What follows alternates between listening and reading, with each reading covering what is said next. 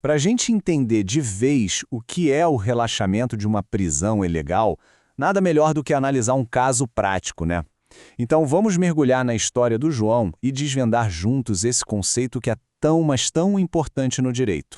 Olha, a cena não podia ser mais comum. O João, um cara sem nenhum antecedente criminal, tá lá, tranquilo, em um bar. Uma situação do dia a dia, que de repente se transforma num verdadeiro campo minado jurídico. E aqui já surge a primeira grande questão, que é, na verdade, a semente de todo o problema. A abordagem policial se baseou unicamente em uma denúncia anônima. Será que isso, por si só, é o bastante para justificar uma ação policial? Bom, a resposta curta e direta é não, de jeito nenhum. É exatamente nesse ponto que o caso começa a desandar. O primeiro erro, e talvez o mais fundamental de todos, acontece logo de cara, na busca pessoal que foi feita no João. O que é fascinante analisar aqui é o abismo que existe entre o que a lei exige e o que de fato aconteceu. A lei, especificamente o artigo 240 do Código de Processo Penal, é muito clara. Para uma busca pessoal, precisa existir uma fundada suspeita. E o que isso quer dizer? Quer dizer fatos concretos objetivos, sabe? Algo que possa ser descrito. No caso do João, a justificativa foi uma denúncia anônima somada a uma percepção totalmente subjetiva de nervosismo.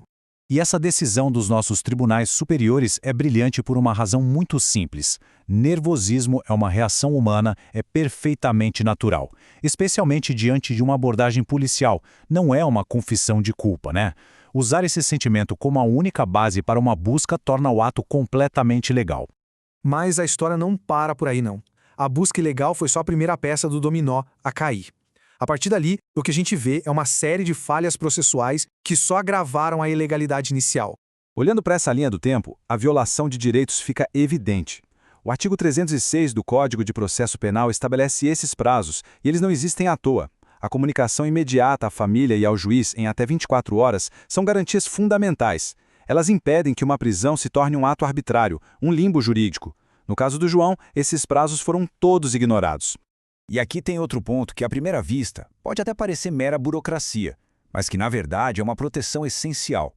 O João se recusou a assinar o documento da prisão. O procedimento correto, previsto em lei, seria colher a assinatura de 2 testemunhas. Isso não foi feito. Essa formalidade é mais uma camada de segurança para garantir a lisura do ato. Então fica a pergunta: como é que todos esses erros, grandes e pequenos, se conectam? A resposta está em uma teoria do direito com um nome bastante poderoso e bem fácil de lembrar. Esse é um princípio básico de justiça. Ele garante que o sistema legal não possa se beneficiar dos seus próprios erros. A lógica é simples. Se o começo foi ilegal, nada que venha depois pode magicamente se tornar legal.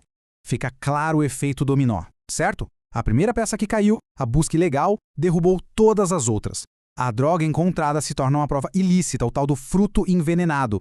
E sem essa prova, a própria prisão perde completamente a sua base legal. Tudo fica contaminado pela ilegalidade original. Ok, a gente já estabeleceu que a prisão é ilegal desde a sua origem. Então, qual é a ferramenta jurídica exata para corrigir essa baita injustiça? Essa tabela é fundamental para a gente não confundir os conceitos. Liberdade provisória e revogação partem de uma prisão que foi, em princípio, legal.